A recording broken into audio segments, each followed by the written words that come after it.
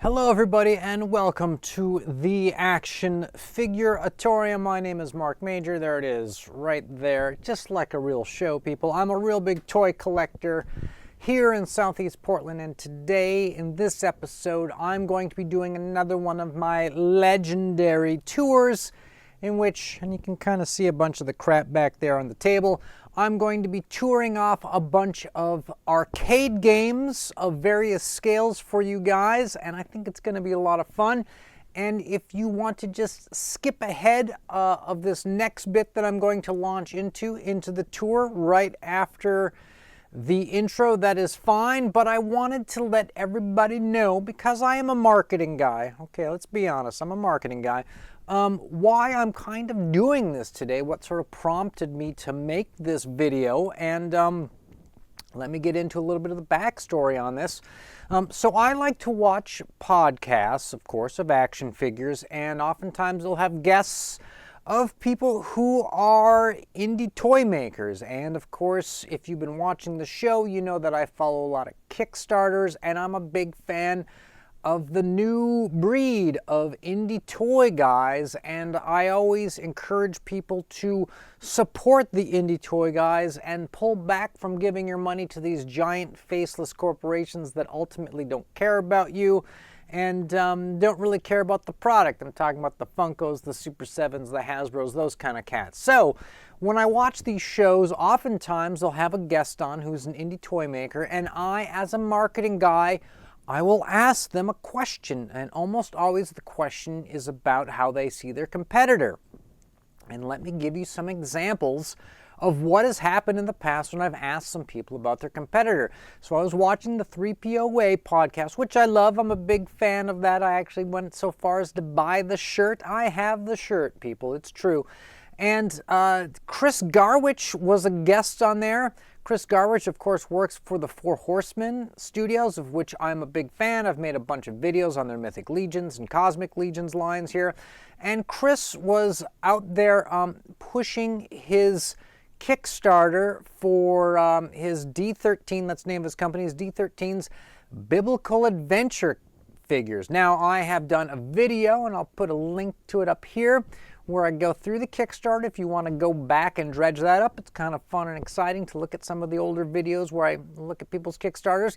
But I asked Chris a question, and the question I asked him was, how does your biblical adventure characters compare to the Bible Quest action figures? Well, I was kind of surprised when Chris said, I don't know what you're talking about, I don't know what Bible Quest is, I have no idea.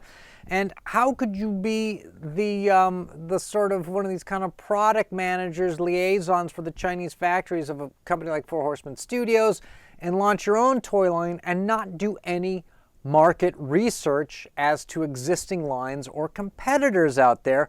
How could you not know Bible Quest? By the way, if you want to see one of my reviews of the Bible Quest 3 Wise Men, it's an excellent pack that comes with 3 camels. So if you're looking for some camels for your action figures, you might check out Bible Quest. Also, the 3 Wise Men, they could be wizards. Don't know. You have to check out that vid.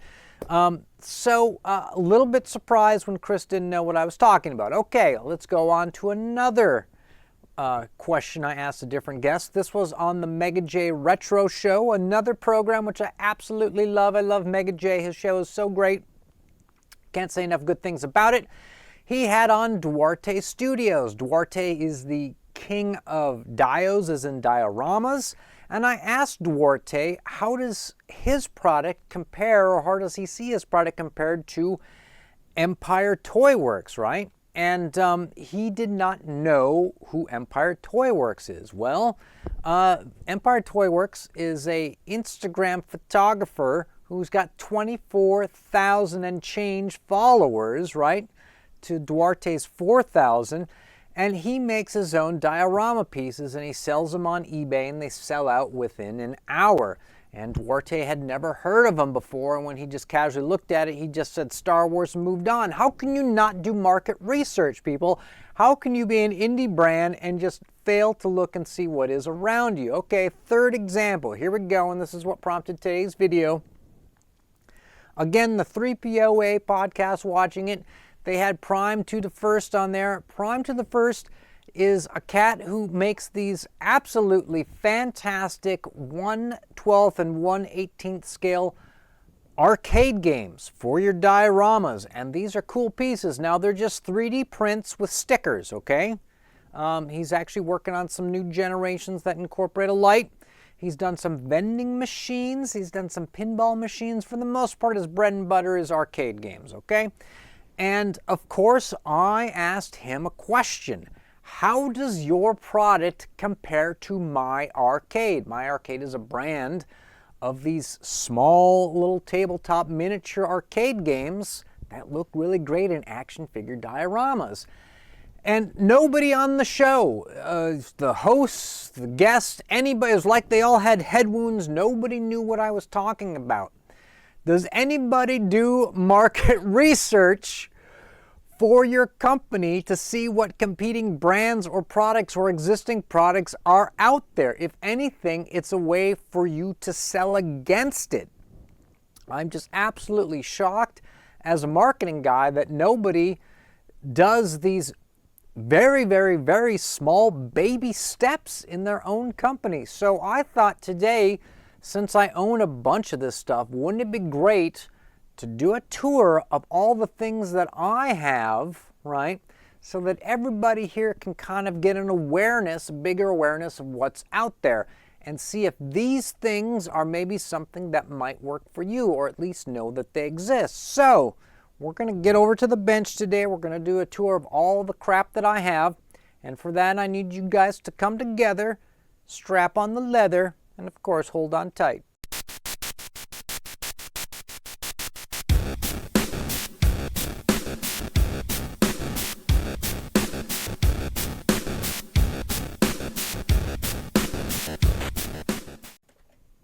Now, I have to stress, before we go over there, people, I have to stress that these are all objects that I'm going to show you today that are found objects. I mean, I have discovered them, I found them secondhand, and I purchased them. None of them were created with action figures in mind. None of them are intended to be initially for dioramas. That is just how I am using them. It is a type of a diorama kit bash, and I understand that there are people out there, if it isn't brand new that they buy off a website and it comes out of the box and it's to spec, they can't handle it. It's too much for them. I get that. If you got to mod it or change or do something around it, it's too much. I understand. And so if you in the comments you're like, it's too much for me, I can't handle that, it's just a tiny bit off of scale of what I'm looking for, I get it. But some people might find this stuff interesting or inspiring. Some people may have this stuff at home, or this may be something you start looking for. So when I compare these toys, we're going to start with the 1/12-ish scale. I'm going to use some Marvel Legends characters, and we're going to use the two greatest Marvel Legends action figures that have ever been created. That's right, we're talking about Gwenpool and Squirrel Girl. These are the original adventures, okay? These chicks know what's up, and they're out there to go party in the arcade. So, without further ado, let's switch over to the bench. I'll get up and walk over there. And I have turned the camera so that you can now see that I am in the frame there. So, the company is called My Arcade, right? And as you can tell, they are pretty good as far as the scale of the figures go, right? But let's be honest, they're not perfect. They're a little short. And this is where I said, if this is a problem for you and you can't handle it, I get it. Everybody wants to just lay on the couch and have stuff dropped in their lap. And there's nothing wrong with that. If you work a job and you got the money and you want to have somebody make it and pay for it, do that. But some people are really into like next level kit bashing, and this is the kind of thing they're looking for. Now these games are actual games. You can play them. They have sounds, etc. And some of them are not bad. But what's interesting about them is that they have all working, They have all working graphics and lights, etc. And so if you're looking to make an arcade and you want to have it all, you know, lit up in the dark with your arcade stuff, this might be your dog, right? What's interesting about these guys is that they are powered by 4 AA batteries or USB, right? So if you're got a thing where you can't run cable to them, you can load them up with your batteries. I happen to have Pac-Man, Bad Dudes, Galaga, and what is this one? Karate Champ, but I know they make several more, okay? So what I would recommend for something like this is I would get like a little box, maybe cardboard box, paint it black, Sharpie it black, put gaff tape on it, right? And raise them up just a bit to get the height a little bit. But I'm telling you what, when you do some action figure photography, these My Arcade games, in my opinion, for what I'm doing, look pretty great. Now, let's do a little bit of similar games that are out there, like these, that you can find that are not quite as good, but you might want to use them in the background to just fill something out. Okay, so I have this one, Spy Hunter. It's not quite as good as the My Arcade. It's a little cheesy. It's a little cheeseoid. I wonder actually who, if this is the same company, just a different generation. There's also this I found. It's a Mortal Kombat one. It's a little clanky, but you know, it's real game. You can fire it up, make it play. And there's this style. I see quite a few of these. This Tetris, right? I've seen like Pac-Man like this. Now these are not particularly great for figures to stand in front of and play, but these might be the kind of things that you could put in the background and fill out and make an entire arcade, and you'd be surprised.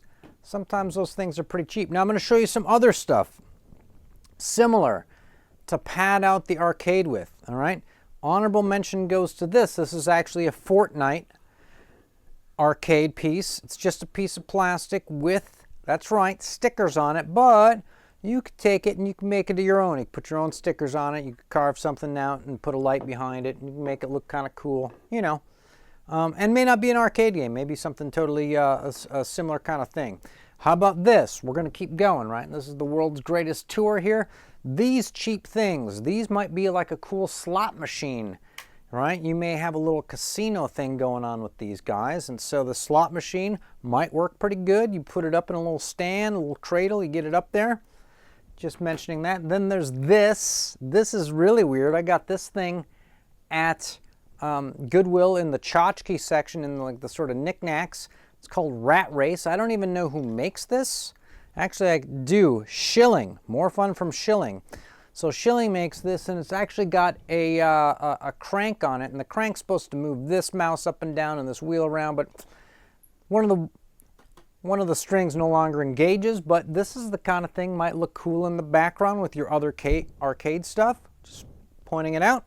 Then, right, then I found one of these. Look at this, people. This is made by Franklin. This is tabletop hockey. Now, I need feet or legs and feet for mine. They've got little star sockets on the bottom of this thing. By the way, it was 99 cents at Goodwill. I was thinking that I might take some Allen wrenches that fit in there and then paint them to look like hockey sticks. I think that might be kind of cool. But look at this. You get like a little tabletop hockey game. That's cool. These exist. Look for these on eBay. And then I'm going to show you one more. Actually, I got a couple more items for you. I got 2 more items. Now there's also this. Now this is kind of large and dumb, but it's a skeet ball game, and it's extremely long and stupid, but it might look cool in the background. I can't even really fit it in the frame. And this is made by, let's see, who makes this? A company called Baytek, T-E-K, makes this, and it actually shoots the ball. So, I don't know if it lights up or not. Yeah, it's got batteries. Oh, it makes sound. So you can put batteries in that. You can have that thing going. Love that. All right.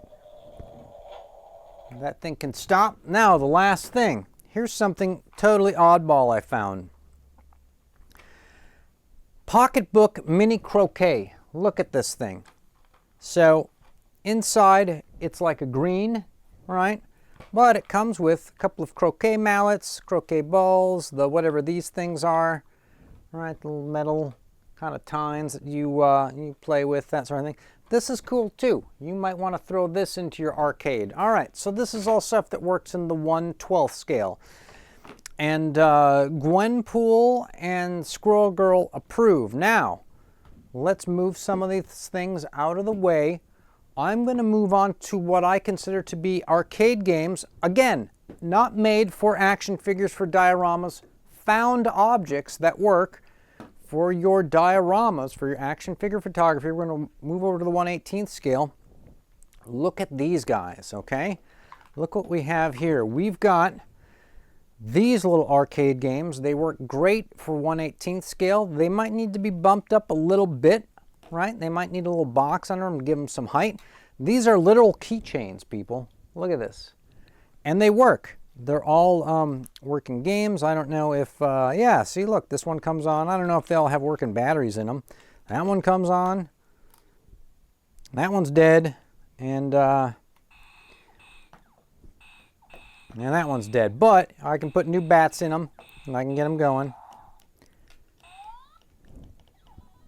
So, what's cool about these, you take photos, you actually have something on the screen and it moves around, and you could actually do little movies with it. Now, some things that I have found from MGA, the people who do LOL Surprise, I think they do American Girl. They have a bunch of these little games out there that I found. There's a whack-a-mole game. There's a basketball sort of throwing game. Might be cool in an arcade. They've got a little skeet ball game, right? They also do this little popcorn machine. That's pretty cool. Here's like a dance revolution. And you know, these can be background stuff for the 1/18 guys, or they're at such a kind of size they might work for your mini-mates. And I have a couple of mini-mates here we're going to put next to them. And the mini-mates we're going to use are Gwenpool and Squirrel Girl, because these are the greatest characters ever created from Marvel Comics. And here they are, hanging out in the arcade, waiting for something cool to happen, waiting by the Miss Pac-Man game and the Galaga game. You can never have enough Galaga games. Okay, now there's another thing that I found, and it's in this sort of intermediate scale. It's another tabletop hockey game, right? And this one actually has legs on it. And so this could be a 1/18 scale. Maybe could use it with the 1/12 scale guys. It just depends. Again, it might be not something that characters are sitting at playing. It might be something that's just in the background. But these things are all very cool. Look, there was also a couple of little ATM machines or whatever that I found with the MGA stuff. So that is 1/12. That is, I would say, 1/18 to 1/24. Now, what about 1/6 scale? I have very, very, very few 1/6 scale stuff, extremely hard to find. And I don't think that there'd actually be a market for someone to make anything specific, but since I got one, let's show it. I've got this thing, and this is made by Data East. It's classics, so this has actually got a whole bunch of arcade games in it. Forget exactly how many, and this, of course, is USB powered, right? And this is an excellent thing. It needs a little bit of height as well. Again, these are found objects. They're not made for action figures. You can just pose action figures with these things. If you frame them up just sort of right, you cut off the legs so you can't see that they're sort of not quite the right proportion. It works. And one other thing that I found that works kind of good for the scale, and this I found at the dollar store. It's this stupid little kind of miniature golf thing. Look at this. And so you could easily have a couple of putters and a hole and a thing like this. You could easily make this thing work for doing some mini golf. Here's a really unusual thing. This is some homemade thing that somebody made, and it's definitely like fits the 1/6 scale. It's this foosball table, and I don't know where they got the guys from, because the guys are actually chromed, but they made the table themselves. It's just homemade pieces of metal screwed together. Look at this piece of foam that somebody just, look at this, they just cut this thing out. It's $2 at the thrift store. They did actually manage to print onto the green, comes with the ball. The nets look extremely cheap and crappy, but if I got some legs on it and you put the right angle, this thing could work. So my thing that I'm pitching today is, you would be surprised, if you're looking for arcade games, you would be surprised what you can find out there. Because if I found all this stuff sort of secondhand, kind of like a crap hound going out looking for things, you can definitely find it. And now that you've seen it on your very own screen, you can begin to look these things up on eBay, Etsy, Mercari. Maybe it's on Facebook Marketplace. If you know what to look for, My Arcade, that's the main thing, or those MGA things, or the little miniature keychain things, you're going to find a wealth of cool arcade games, and you know, it might fit the bill. Now, going back to what I said about the cat, Prime to the First, very cool guy, makes a very cool product. Would love to help him out with his marketing. Would love to see him succeed. I think he's got a great product. He's part of the do-it-yourself culture. I think he's definitely going somewhere. And he's got some stuff that you're not going to find in my pile of trash. He's got some really specific things. And when I've seen him on live streams, people are always like, hey, could you make a this? Could you make a that vending machine? Could you do this pinball machine? Having a cat who does some kind of made-to-order stuff, I think that's particularly cool. And I think that that is sort of the edge over the trash that I have back there. But I gotta point it out that you're competing with the trash back there, because, you know, to have a little Galaga game and Pac-Man game that comes on and makes noise and stuff like that, that's pretty cool. That's pretty tough to beat. So, love to hear your guys' input. Do you think this stuff is garbage? Do you think it's cool? And what do you have? Do you have some cool found items that could go in an arcade? Would love to hear your war stories. So, thanks everybody who made it this far into the video. Always appreciate it. Liking, subscribing, of course. Those are natural things that you just do. Together, though, all of us, we're going to stay charged, people.